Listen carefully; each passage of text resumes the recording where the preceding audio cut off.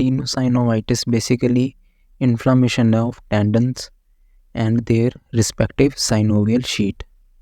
ये बॉडी में कहीं पे भी हो सकता है और इसका मोस्ट कॉमन कोज है आइडियोपैथिक, मतलब कि कुछ रीज़न पता नहीं लगता और ये ऐसे ही हो जाता है। इसके अलावा ये इन्फ्लामेटरी कंडीशंस की वजह से हो सकता है, जैसे कि रिमेटॉइड अर्थराइटिस, सोरोटिक अर्थराइटिस और भी बहुत सारी चीज़ों की वजह से हो सकता है।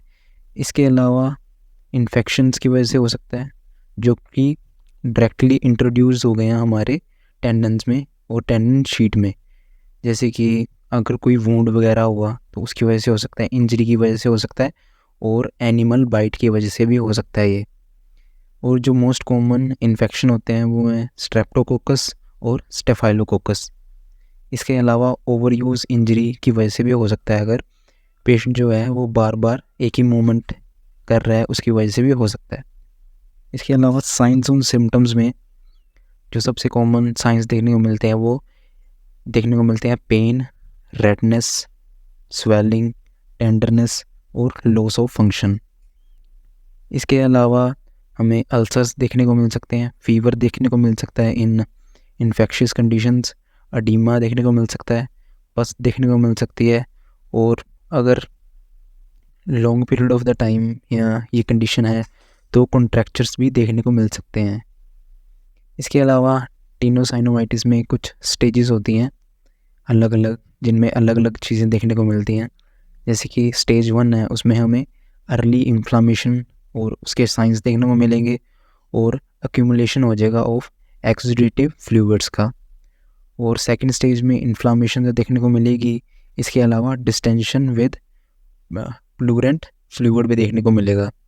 और स्टेज 3 में हमें नेक्रोसिस देखने को मिलेगी ऑफ द टेंडन और टेंडन रप्चर भी हो सकता है इसमें। अब आते हैं डायग्नोसिस पे। तो डायग्नोसिस में अगर इन्फेक्शियस टेनोसाइनोवाइटिस है तो हम कल्चर करेंगे ऑफ द इन्फेक्शन। इसके अलावा हम कंप्लीट ब्लड काउंट भी चेक करेंगे ताकि हम पता कर सकें कोई इन्फ्लामेटरी कंडीशन तो नहीं है, जिसमें हम देखेंगे rheumatic factor, C reactive protein और इसमें ESR इंक्रीज़ होएगा और WBCs भी इंक्रीज़ होएंगे। और एक्सरे की बात करें तो हमें कैल्सिफिकेशन ऑफ साइनोवियल फ्लूइड देखने को मिलेगी, बोनी एबनॉर्मलिटीज़ देखने को मिल सकती हैं। इसके अलावा इन्फ्लामेटरी कंडीशन में हमें इरोजन भी देखने को मिल सकता है और हम टेंडन की थिकनेस चेक करेंगे और कोई सिस्ट वगैरह तो प्रेजेंट नहीं है वो भी चेक करेंगे। और इसके अलावा हम CT स्कैन भी चेक कर सकते हैं, इसमें भी हमें यही चीज़ देखने को मिलेगी। ट्रीटमेंट की बात करें तो सबसे पहले तो हम मेडिकेशंस में एंटीबॉडीज़ देंगे अगर कोई इन्फेक्शन की वजह से ये कंडीशन है तो। इसके अलावा नसेट्स देंगे हम ताकि इन्फ्लामेशन डिक्रीज़ हो सके, और कोर्टिकोस्टेरॉइड्स इंजेक्शन दे सकते हैं और ओरल स्टेरॉइड्स भी दे सकते हैं ताकि पेन वगैरह थोड़ी डिक्रीज़ हो जाए। इसके अलावा फिजियोथेरेपी ट्रीटमेंट में हम रेंज ऑफ मोशन एक्सरसाइजेस करवाएंगे ताकि जो लॉस ऑफ फंक्शन हुआ है वो वापस आ सके। स्प्लिंटिंग करवाएंगे पेशेंट की। इसके अलावा अगर स्वेलिंग है उस एरिया में जहाँ पे भी टेनोसाइनोवाइटिस है तो हम एलिवेशन करवाएंगे उस पार्ट की। इसके अलावा हम आइसिंग करवा सकते हैं और इलेक्ट्रिकल मोडेलिटीज़ दे सकते हैं, जैसे कि अल्ट्रासाउंड और पैराफिन वैक्स दे सकते हैं।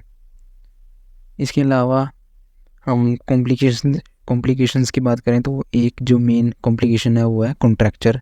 तो अगर हम रेंज ऑफ मोशन नहीं करवाएंगे और मूवमेंट्स नहीं करवाएंगे तो कॉम्प्लिकेशन में आ सकता है, कॉन्ट्रैक्चर फॉर्म हो सकते हैं, जैसे कि फ्लेक्सर कॉन्ट्रैक्चर जो है वो सबसे ज़्यादा कॉमन है। इसके अलावा एक्सटेंसर्स कॉन्ट्रैक्चर भी बन सकते हैं।